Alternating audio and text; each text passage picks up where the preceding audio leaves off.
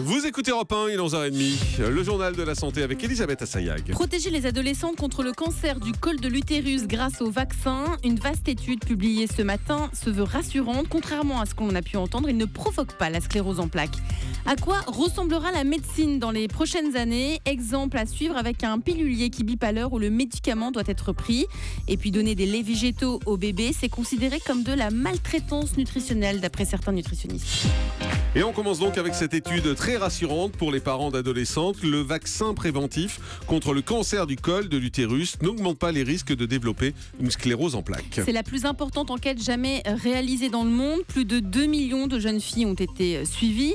Les conclusions de cette étude réalisée par l'Agence de sécurité des médicaments sont claires. Il n'y a plus de risque de sclérose en plaques chez les jeunes vaccinés. Cette vaccination est donc plus que jamais indispensable. Faire vacciner les jeunes filles de 11 à 14 ans. Écoutez Dominique Martin, le directeur général de l'Agence nationale du médicament.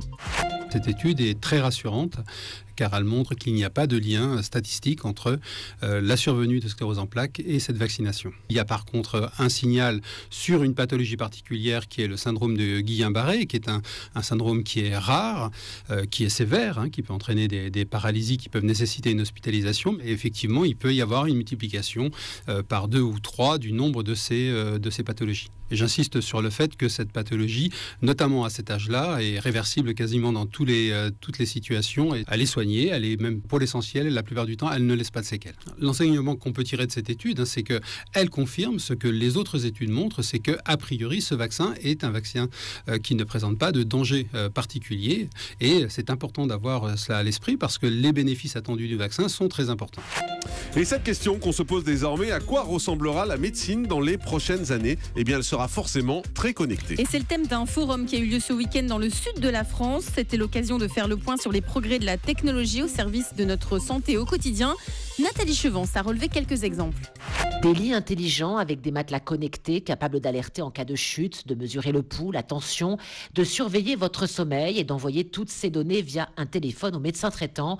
Voilà à quoi pourrait ressembler la vie d'un patient à domicile ou le quotidien d'une personne âgée d'ici quelques années. Des outils pour une meilleure surveillance à distance, comme ce pilulier du futur en cours de commercialisation.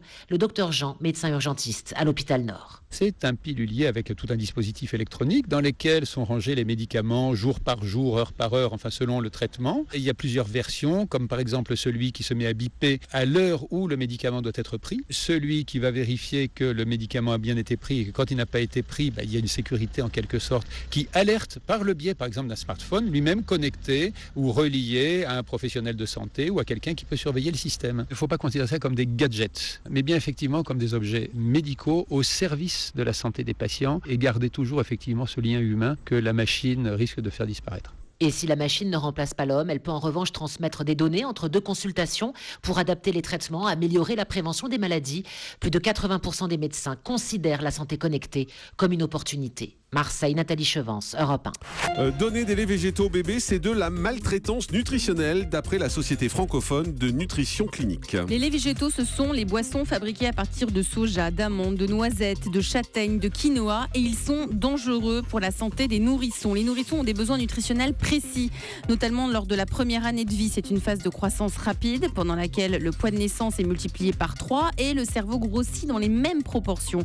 Dans ces laits, il manque des lipides et les boissons végétales, leur teneur en protéines et en calcium n'est pas adaptée aux besoins de l'enfant. Ça s'appelle du lait, c'est blanc, mais ce n'est pas du lait.